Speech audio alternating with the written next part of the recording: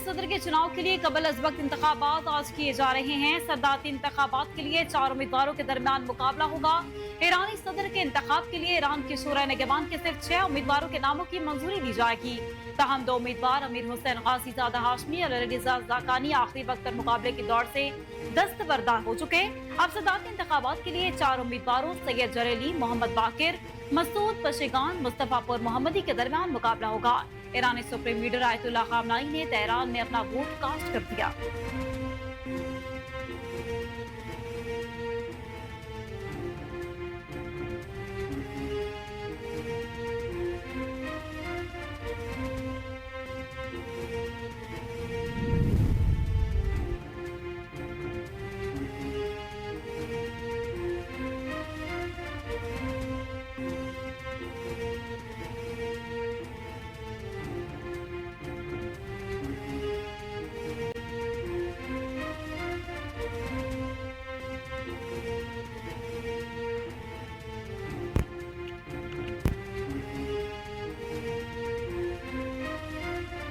Supreme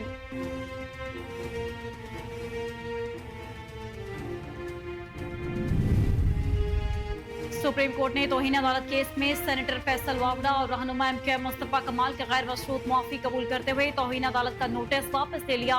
chief justice ने remark दिए कि आजादी सहाफत और आजादी इज़हार राय दो अलग अलग चीजें हैं। क्या तौहीन अमेज मवाद चलाना तौहीन अदालत नहीं? किस कानून में लिखा है कि आपने प्रेस कॉन्फ्रेंस लाइव ही दिखाना थी? सारा धंधा पैसे का है, ईमान, नियत, अखलाक और तहजीब का नहीं। ऐसा भी नहीं हुआ कि एक बार गलत बात आने पर प्रेस कॉन्फ्रेंस को काट दिया हो।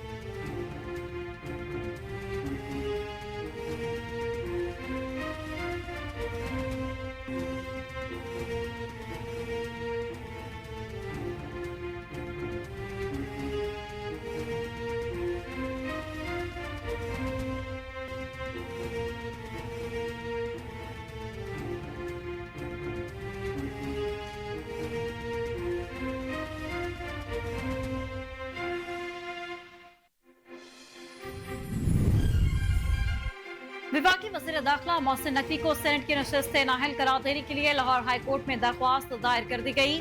दरख्वास्त शहरी मशकूर हुसैन ने नईम सरवर एडवोकेट की वसातत से दायर की, जिसमें विफाकी हुकूमत, वजारत दाखिला, PCB और मोहसिन नकवी को फरीक बनाया गया।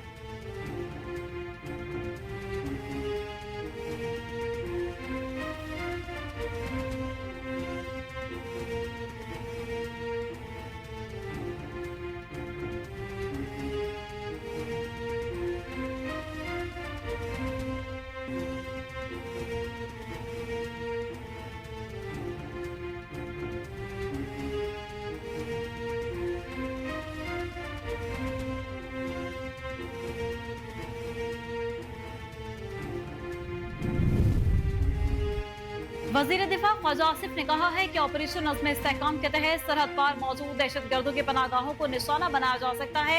अमरीकी खबर रसा इदारे को दिए गए इंटरव्यू में ख्वाजा आसिफ ने कहा कि ऑपरेशन अज़्म इस्तेहकाम का फैसला जल्दबाजी में नहीं हुआ। ताहम मुल्क में ऐसा सियासी माहौल मौजूद है कि सियासी जमातें अपने मफादात के लिए आगे बढ़ें। वज़ीर दिफा ने कहा कि ऑपरेशन के हवाले से सियासी जमातों के जो भी तहफ़्फ़ुज़ात हैं इन्हें दूर किया जाएगा।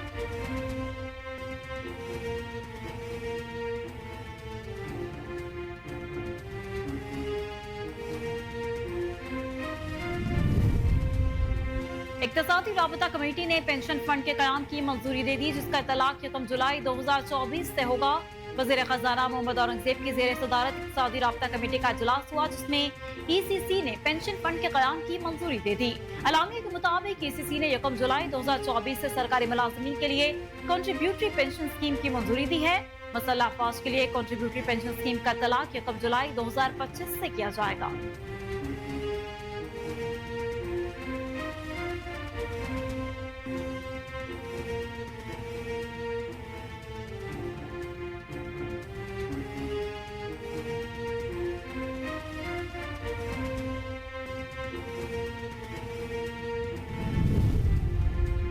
कौमी असेंबली में अपोजिशन लीडर उमर अयूब ने कहा है कि नए माली साल का बजट अवाम के खिलाफ इक्तिसादी दहशतगर्दी है।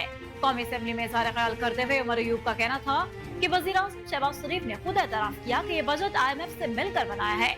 मैंने कहा था कि ये बजट हिटमैन ने बनाया है। ये पाकिस्तान के अवाम के खिलाफ इक्तिसादी दहशतगर्दी है। उन्होंने कहा कि ये काबीना है या सर्कस, पहले गंदम बाहर से लाए, अब वही गंदम बाहर बेचने की तैयारी की जा रही है। इनको मैशत की बुनियाद का मालूम ही नहीं। तेल, आटे और डॉलर की कीमतें बढ़ेंगी, सनदों के खिलाफ बजट से इक्तिसादी तरक्की मुमकिन नहीं।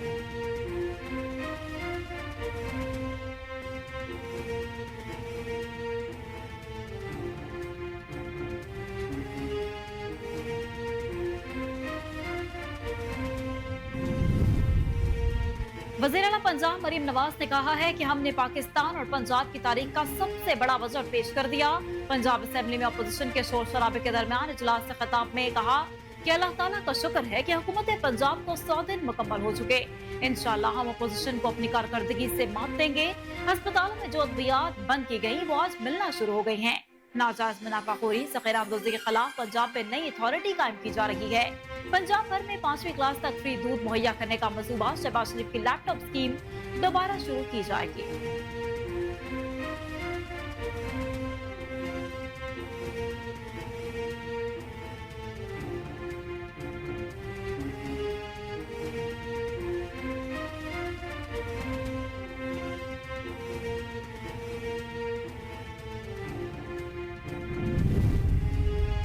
कराची में गुज़श्ता 24 घंटों के दौरान हीट स्ट्रोक से 7 अफराद इंतकाल कर गए। महकमा सेहत सिंध के मुताबिक रवा बरस मजमूई तौर पर हीट स्ट्रोक से हलाकतों की तादाद 17 हो गई है। हीट स्ट्रोक के मजमूई तौर पर 212 केसेस रिपोर्ट हुए। जिला वस्ती में सबसे ज्यादा हीट स्ट्रोक के 98 केसेस रिपोर्ट किए गए, जबकि शहर कायद में हीट स्ट्रोक से 7 अफराद इंतकाल कर गए।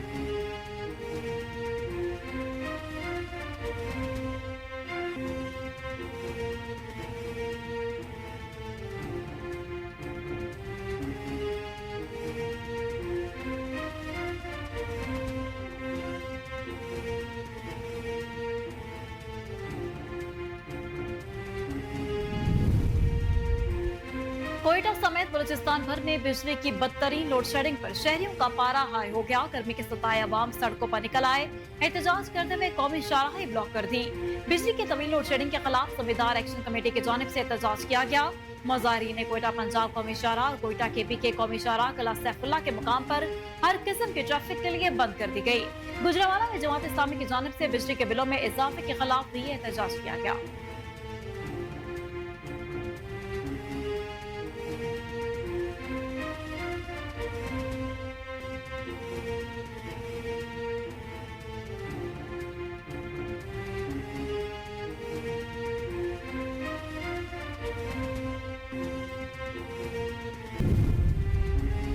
आईसीसी टी20 वर्ल्ड कप के दूसरे सेमीफाइनल में भारत ने दिफाई चैंपियन इंग्लैंड को 68 रन से शिकस्त देकर फाइनल के लिए क्वालिफाई कर लिया।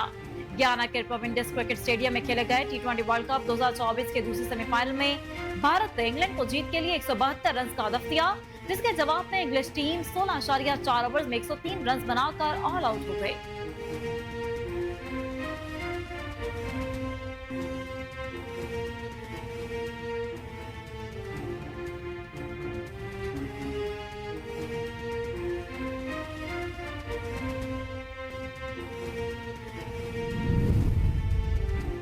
और शोबिस इंडस्ट्री की मारूफ मेजबान और अदाकारा माया खान की वालिदा खालिक हकीकी से जा मिली। माया खान ने photo and video sharing app Instagram की स्टोरी में अपनी वालिदा के इंतकाल की अफसोसनाक खबर शेयर की।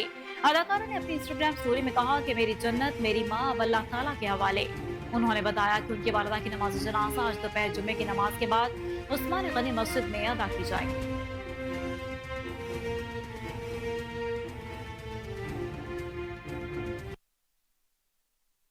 बिस्मिल्लाहिर्रहमानिर्रहीम, अस्सलाम वालेकुम। कोहिनूर न्यूज के साथ मैं हूं माहिरा इम्तियाज।